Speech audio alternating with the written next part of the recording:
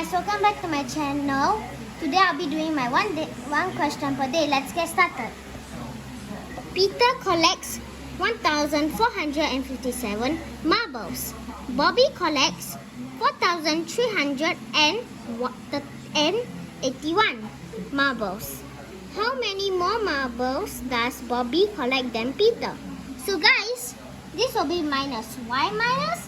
Because they say more marbles does Peter collect than Peter. So we are trying to find the numbers.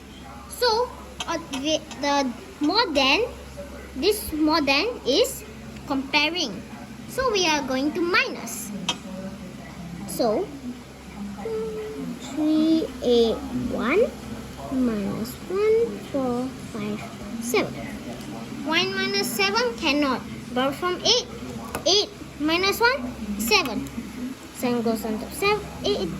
Then 1 becomes 11. 11 minus 7, 11, 10, 9, 8, 7, 6, 5, 4. 4. 7 minus 5, 1, 2, 3, 4, 5. It's 2. 3 minus 4 cannot. So 4, take away 1 is 3. 3 on top is 13.